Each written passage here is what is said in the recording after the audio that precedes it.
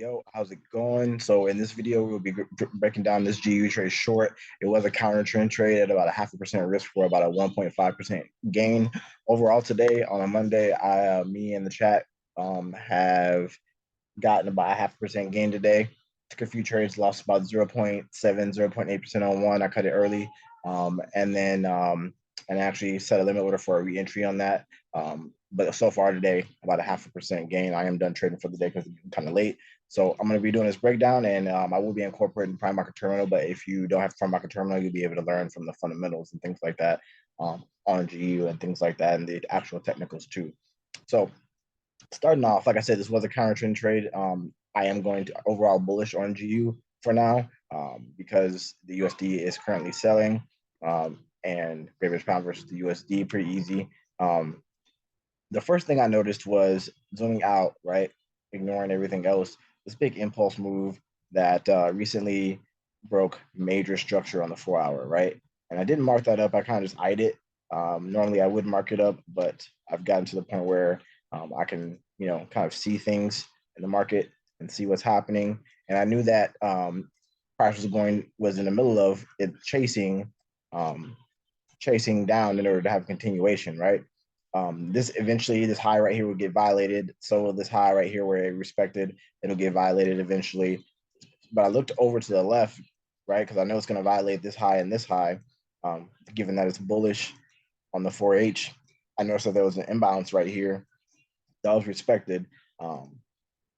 So that's where the sell was coming from on GU, them chasing the proper liquidity, right? Because the low for that candle on GU, in order to have that kind of like the bounce and the continuation up, was 119.829, right? So just looking at more in detail to the H4, here's that imbalance all the way to the left that I kind of drew in. And I also noticed that there was an bearish engulfing or supply or, the block, however you were taught. It's all the same thing, right? Move this over a little bit. Here's 119.829.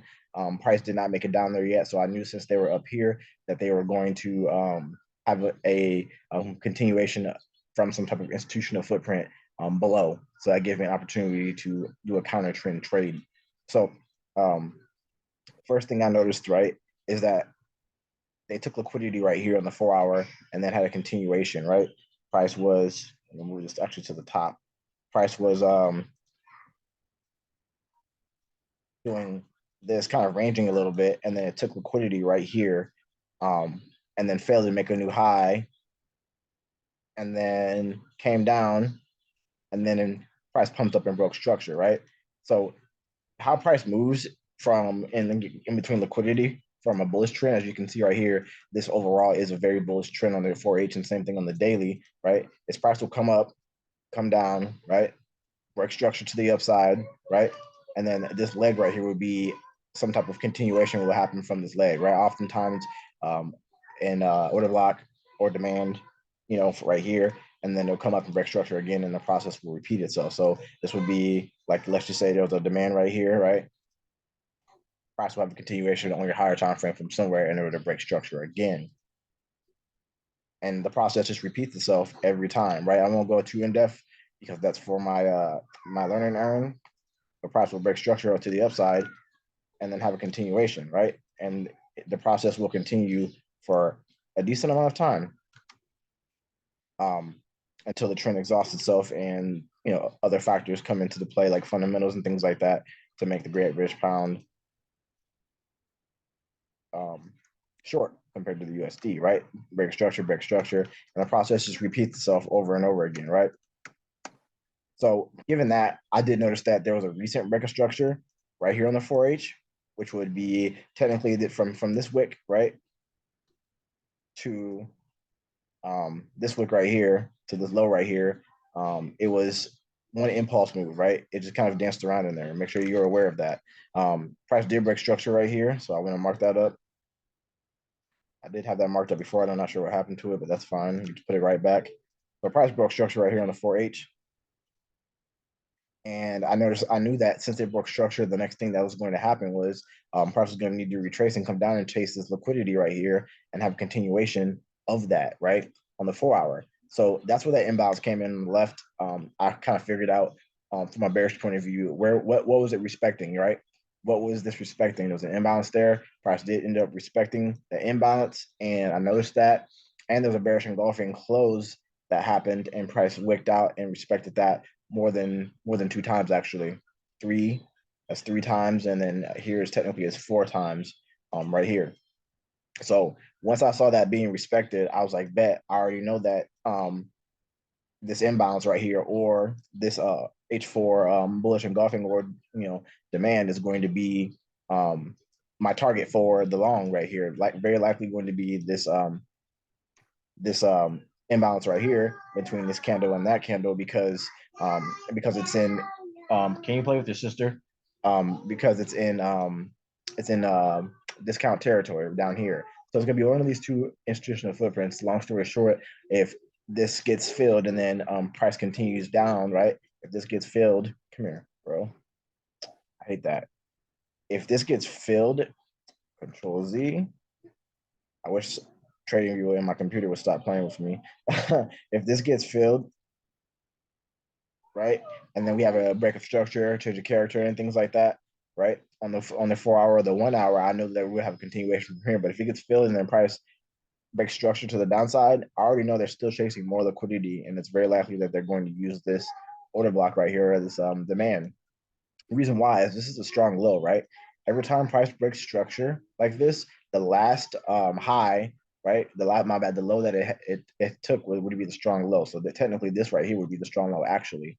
And you can see that it's been respected. It did not trade below that strong low, right? Once again, that's for my education, things like that.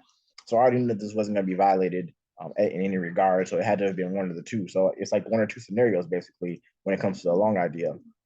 That gave me the idea for the counter trend trade, right? Dropping down to the 15-minute, and you can see TP's incoming for 1.5%, a total of a 0.5% gain today. And not every day is going to be a 3, 6, 8% gain day, right? Sometimes you'll squeeze just a little bit of profit out of the market, and that's fine. So I did, and this is inside for perspective, I'm zooming out. This is inside of that H4 order block.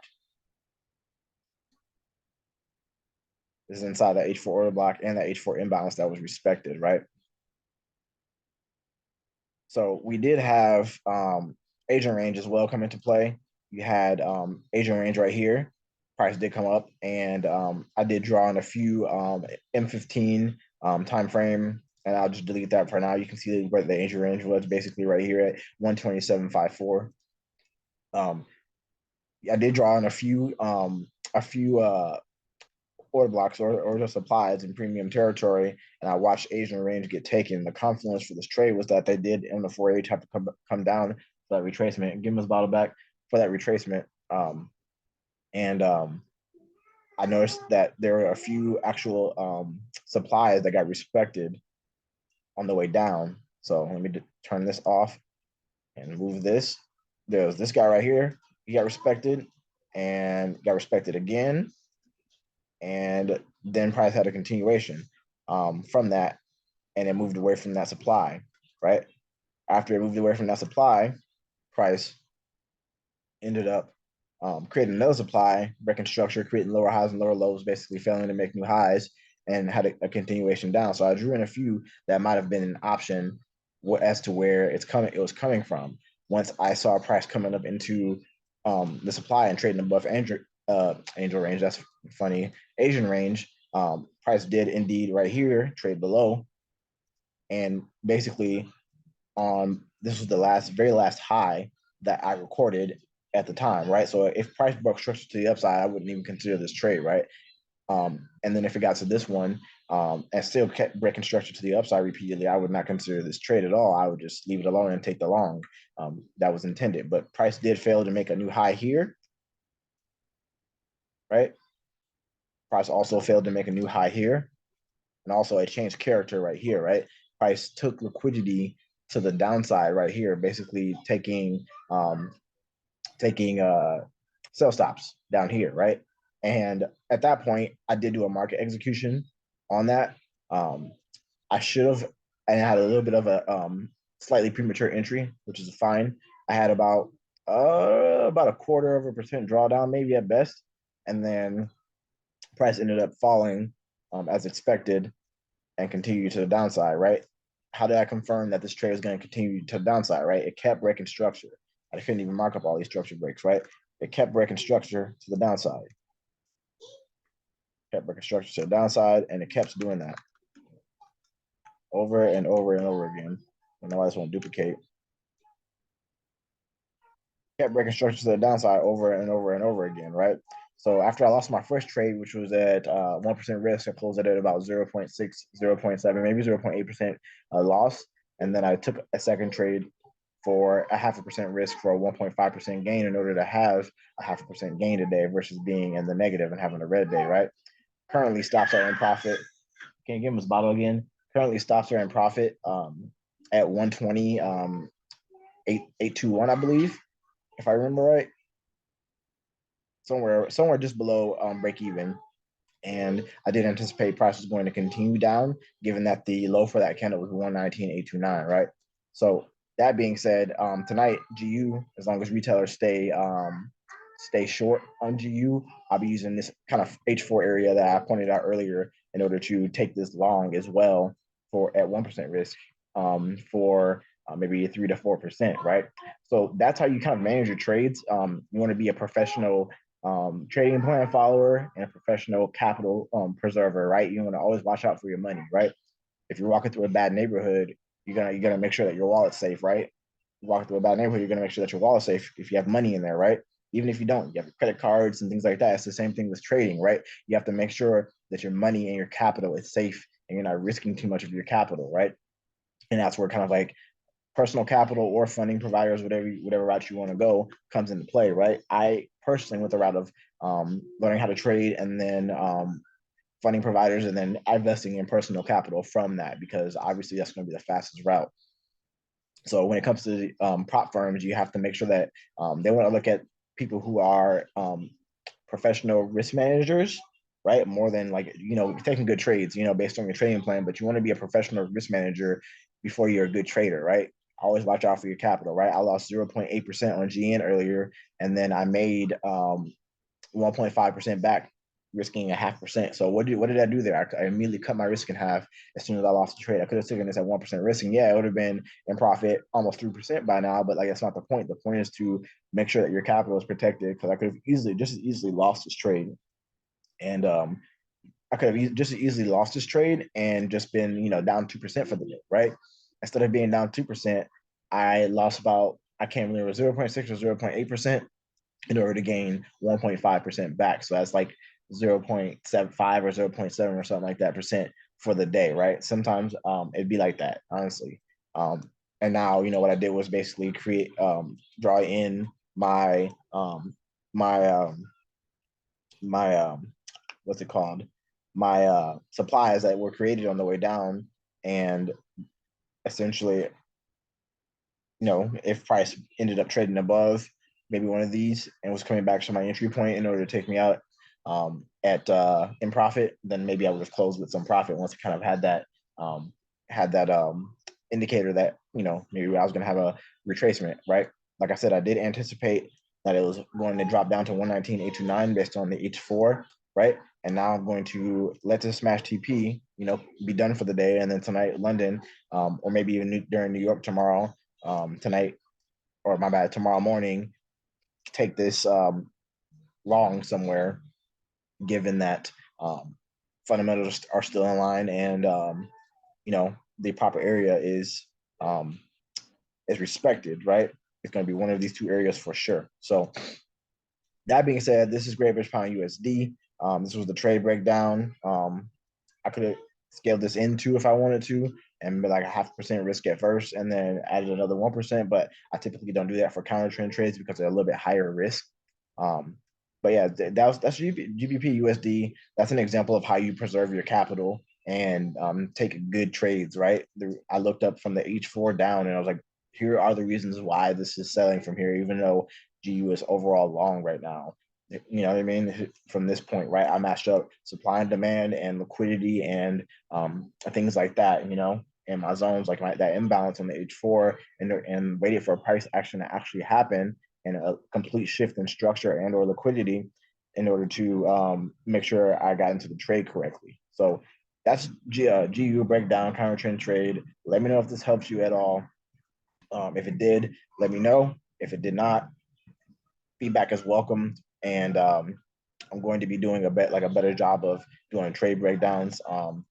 Something that I could have done better on this trade, and I always try to review what I could have done better on the trade. Right when this changed character right here, when this candle right here traded below this wick, I could have set a limit order right here, or waited for a price to come back up into this supply that was responsible for the change of character. Right, I've noticed that that's a common theme, a mistake that I oftentimes make. Right, I'll have a quarter or a 0.5% drawdown.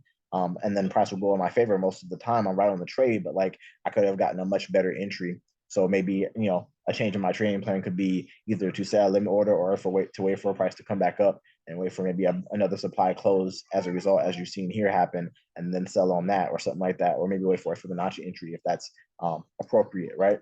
So you always want to make sure that you are taking time to review what you could have done better on the trade, according to your trading plan, you know what I mean? Or according to the trade at all, you know what I mean? You make sure that if you made any mistakes, if you have drawdown, you're like, okay, well, I thought it was going to basically continue momentum here. Why did it retrace? The reason why it retraces is because after the change of character, price tends to come back up and retest, as you can see happened here perfectly.